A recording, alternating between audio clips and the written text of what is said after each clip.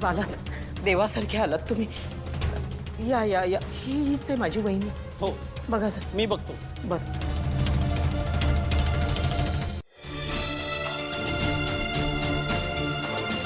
ओ God, काय झालं? यांना लगेच एक इंजेक्शन द्यावं लागेल. हो का? कसलं? काय झालंय काय? पण म्हणजे इंजेक्शन देण्यासारखं काय झालंय? अहो, इंजेक्शन म्हणजे फक्त एनर्जी बूस्ट करण्यासाठी द्यावं लागेल, कारण यांची प्रकृती खूप खालावली आहे. हो, द्यावं लागेल. चल.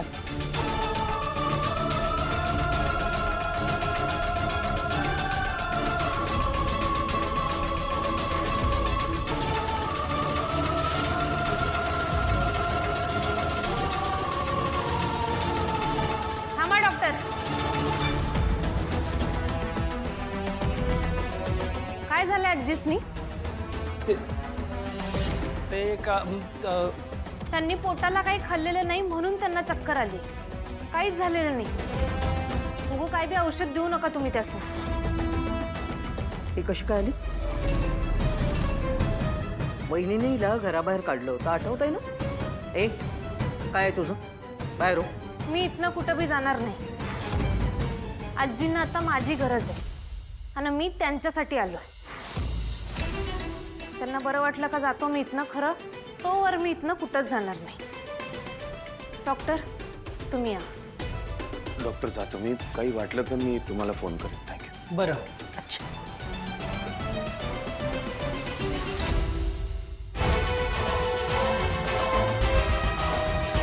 माझ्या वहिनीला उगीच त्रास देऊ नको. तू निघ आधी. तू निघ म्हटलं ना ग. चल निघ. आत्या, कमळी इथून कुठेही जाणार नाही. राजन, राजन चुकतोयस तू. बस, मला उगाच आवाज चढवायला लावू नकोस हं, आत्या. ठीक आहे, करा तुमच्या मनासारखं करा. तुम्हाला जो काही गोंधळ घालायचा आहे ना तो घाला, पण माझी वहिनी कळलं ना?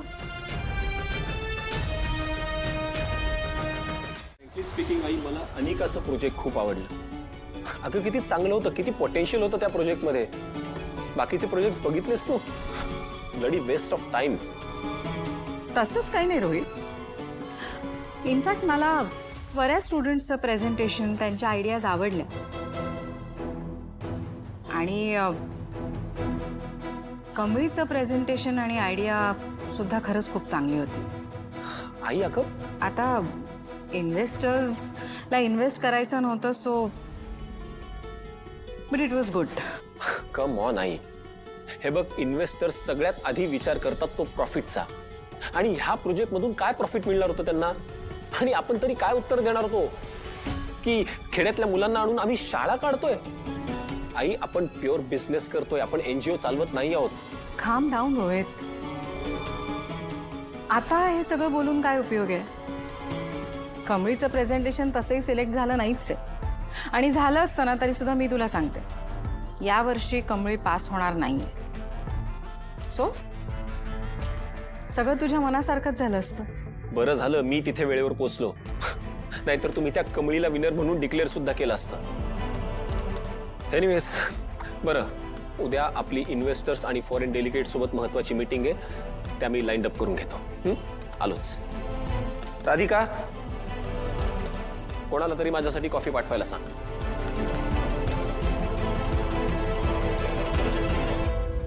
अडाणी मी नाही, अडाणी तू आहेस, कळलं?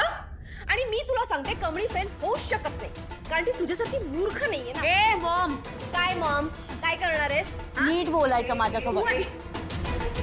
काय आहे तुमचं? हा, काय कुत्र्या मांजरासारखं भांडताय? शांत हो. अगं एक, तुला काय हवं? आणि का तुझ्याशी बोलते मी? तुला काय हवं? ग्रॅनी आजी, मला एकच गोष्ट हवी आहे. ती एक्झाम मध्ये पास व्हावी आणि ती गावछाप फेल व्हावी. तर मला ना खूप भीती वाटते, कारण की ना मी एक्झाम मध्ये काय गोंधळ घातला आणि त्या गावछापने काय मध्ये मध्ये केले ना मलाच कळत नाही. At this moment I am very scared, very very scared. मी कमी त्यातून पुन्हा घरी घुसून आली आहे. होणार, तू पास होणार. तिचं काय करायचं ना ते नंतर बघू. पण एक तुम्हा दोघींना मी जे काही सांगते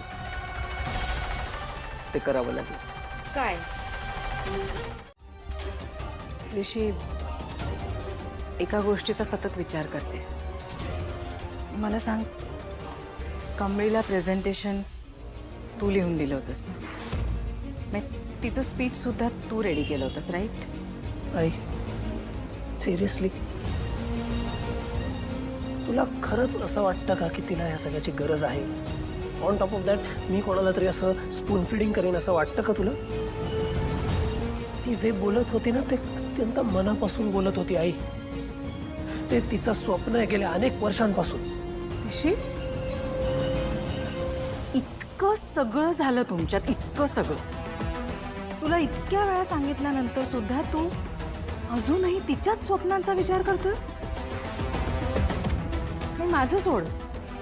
तू अन्नपूर्णा आजींना मानतोस ना? त्या बाईचा सुद्धा या मुलीने विश्वासघात केलाय आणि तरी सुद्धा तू अजूनही तिच्याच मागे लागलायस, तिच्याबद्दलच बोलतोस. आई, मी तुला हे अनेक वेळा सांगितलंय की ते सगळं एक मिसअंडरस्टँडिंग होतं. आज ना उद्या अन्नपूर्णा आजींचाही राग जाणार आहे. त्यांनाही क्लिअर होतील गोष्टी. त्यामुळे तू सुद्धा तिच्याबद्दल जे ग्रह केलेत ना ते आता जरा बाजूला ठेव प्लीज. प्लीज एकदा तिच्याकडे एका चांगल्या फ्रेश नजरेने बघ. तुला कळेल ती किती चांगली आहे.